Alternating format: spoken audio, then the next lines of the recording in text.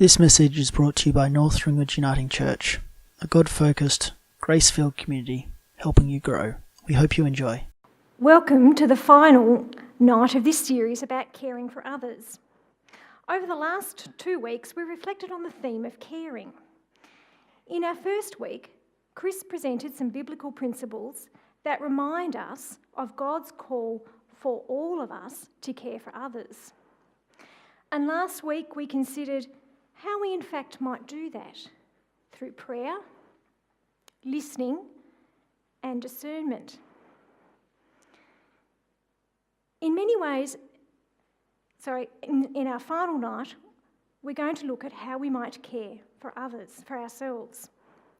In many ways, this might be considered the most important area for us to reflect on.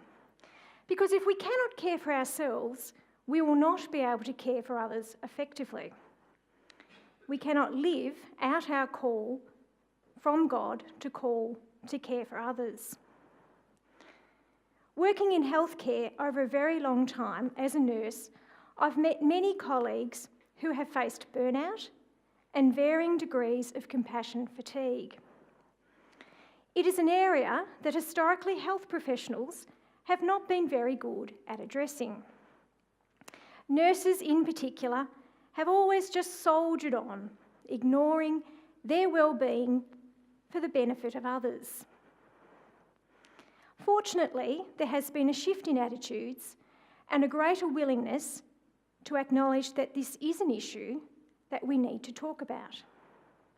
I can now access supervision and mentoring, which allows me to process and reflect on my practice as a nurse and how my work is affecting me. Equally, in spiritual direction, I also have supervision. But what happens in the church? How good are we at looking after ourselves? Do we care for ourselves physically, emotionally, and spiritually? Do we reflect on the care that we provide and how it impacts on us? Sometimes I think we can fall into the trap of thinking that we're immune to burnout and compassion fatigue. Surely God will get me through. I'll be fine. The words I must, I should, I'll rest later, there's no one else to do it, are all things I hear people within the life of the church saying. And I do worry about people burning out. I believe as brothers and sisters in Christ, we need to have these conversations and reflect on how we might care for ourselves so that we can keep caring for others. So tonight I want to first look at the Bible and see what it has to say about this topic, and then go on to reflect about how we might care for others. The first passage is in Mark.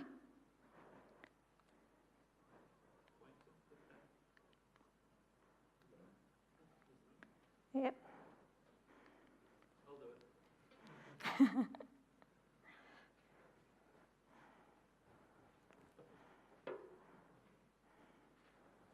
The first passage is in Mark, chapter 1, verses 32 to 35. The evening after sunset, the people brought to Jesus all the sick and demon-possessed.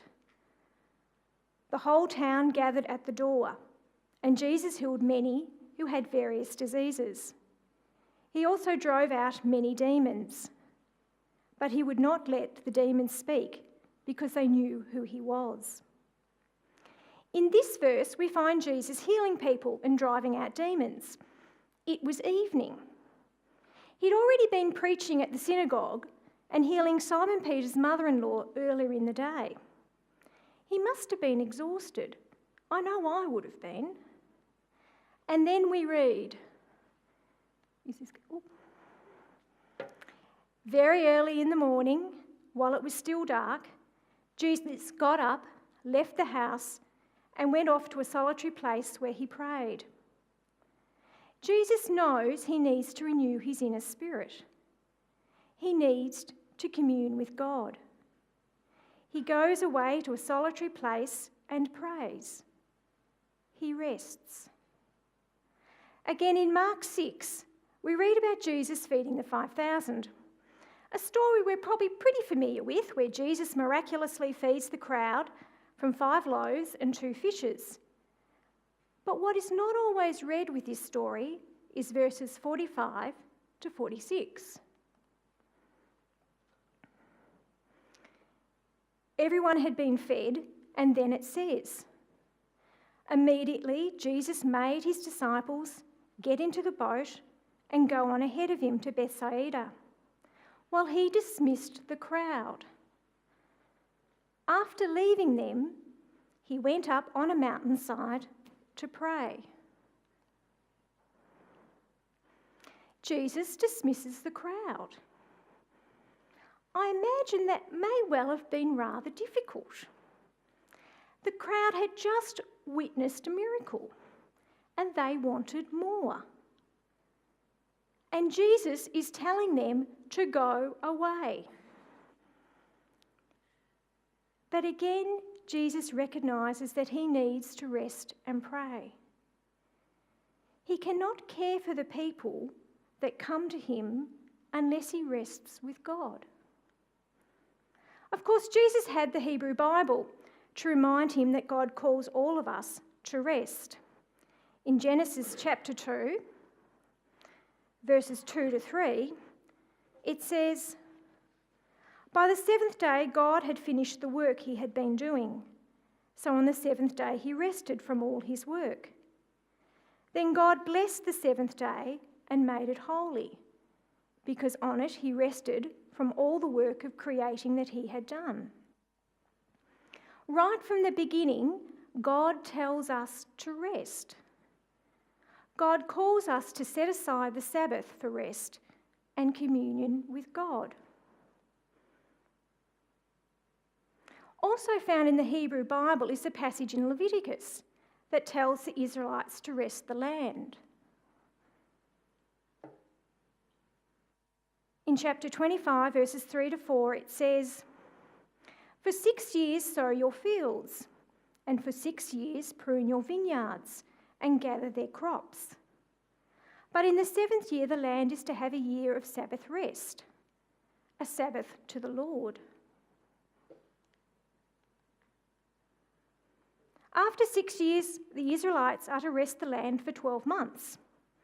For those who are keen gardeners, this passage might make sense. And although we don't rest the land for a year, a good gardener will rotate their crops, feed the soil, and rest part of the veggie plot for a season so it will be more fruitful in the coming year. To get the best out of our land, we need to rest it. So how much more will we get out ourselves if we nurture our souls and rest our bodies and mind? Jesus understood this. Jesus took time out to rest and care for himself. It's when we ignore this wisdom that we are at risk of running on empty. Writers Robert Wicks and Thomas Rogerson, in their book The Art of Christian Caring, boldly say that caring can be a dangerous thing and that we are at risk of burnout if we do not take care of ourselves. But what does burnout actually mean? Well, quite simply, it means running on empty, and it can present itself in a variety of ways. We might initially just feel a bit fatigued. And then we start to have negative feelings about those people who are in need, and we want to avoid them. And eventually we have no real sense of any achievement in caring for others, and we can become depressed. In light of this, we need to understand our limitations and learn to say no. Some years ago I did some pastoral studies, and the lecturer gave us some statements to reflect on. And the first two said this: it is okay to listen to our own need and attend to it. It is okay to choose to walk away from people's neediness and find time to rest. It is okay to say no. But how do we do that?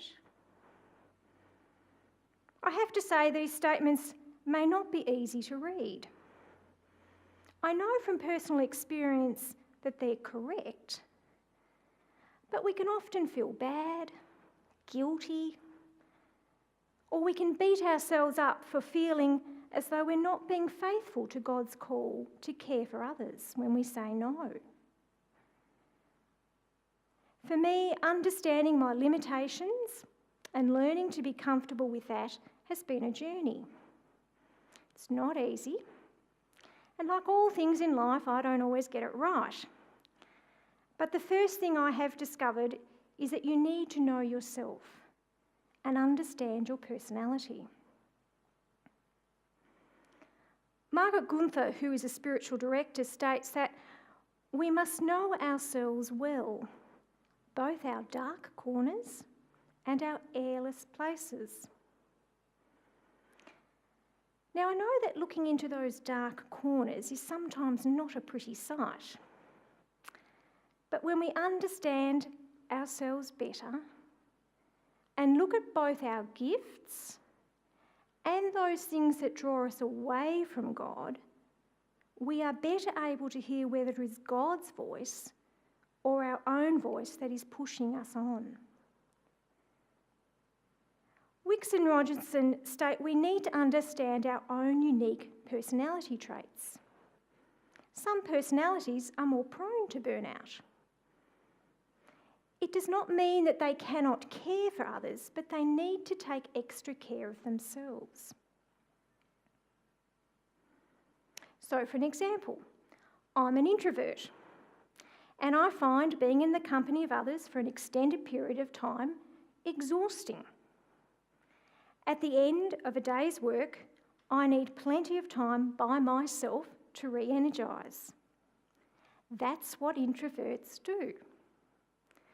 Knowing what I need helps me look after myself without feeling guilty.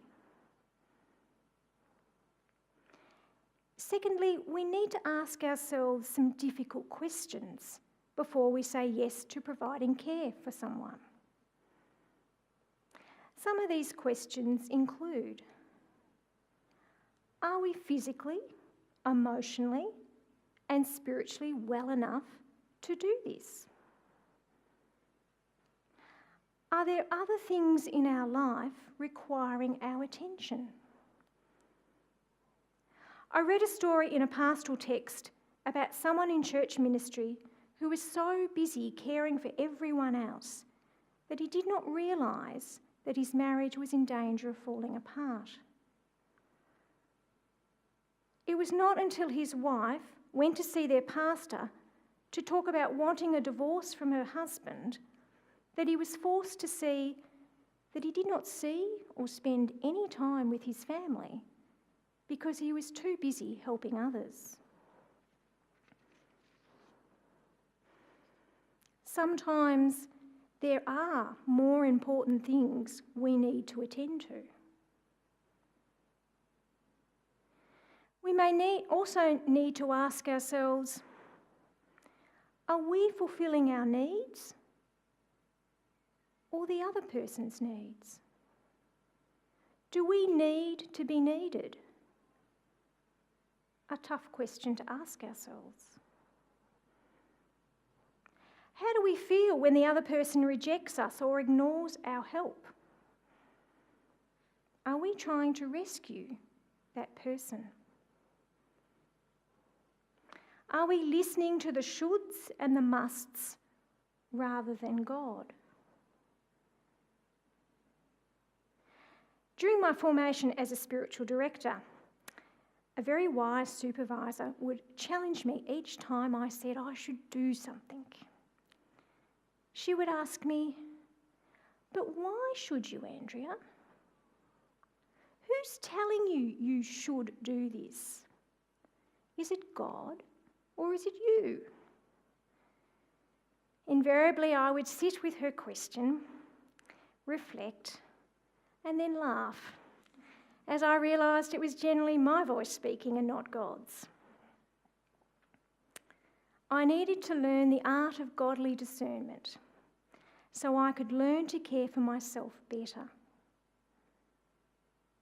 As hard as that has been, I know I am much better at caring for others because I know what my limitations are.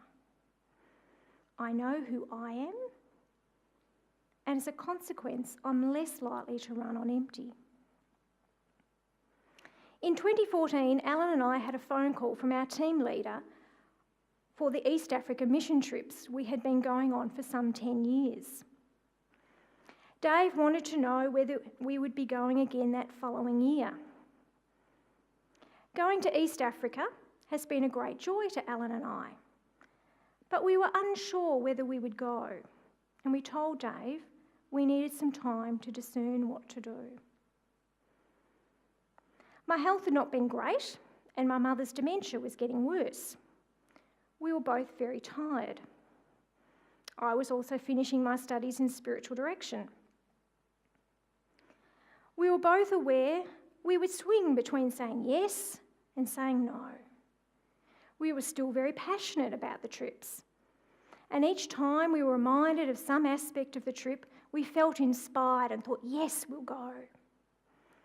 And then something would happen at home, and we thought, no. It was a real wrestle at the time, and the easiest thing would have been to say yes. We knew Dave relied on us to help with the leadership, and we knew he would have to replace us. Fortunately, we had some time away coming up, so that we thought we could use this time to do some intentional discernment. We were in Spain on a pilgrimage walk for 7 days. As I walked, I prayed for wisdom and discernment. Should we go? Should we not? No answer came. We continued travelling, and I found myself in a church in Rome, and as I prayed, I heard God say, "The season is over. Let it go." I left the church feeling at peace. For this time and moment, I knew God was saying it is time to care for yourself and not the other people in Kenya.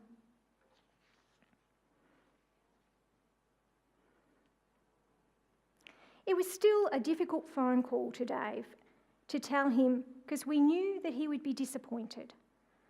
But listening to God and not the many other voices in our heads allowed us to take the rest we needed to renew our inner being. Knowing ourselves, our limitations, our motivations to care, and prayerfully discerning whether we are the right person for that time and moment, all help us to care for ourselves. They help us to listen for God's voice and not just our own. The final part of self-care I want to touch on is about recognising that we all need someone who will check in with us and ask us the difficult questions, especially if we can't ask them. Someone who will check whether we're resting, taking time out, spending time with God, and renewing our soul. It's much harder to ignore a trusted mentor or friend than ourselves. Equally, having a mentor who can listen to and allow you to process those difficult or overwhelming situations can release us from the burden of them. It allows you to let go of those difficult situations and place them in the hands of God. God does not want us to burn ourselves out when we are caring for other people. If it is okay for Jesus to step away from caring and find rest, it is okay for us to do that too.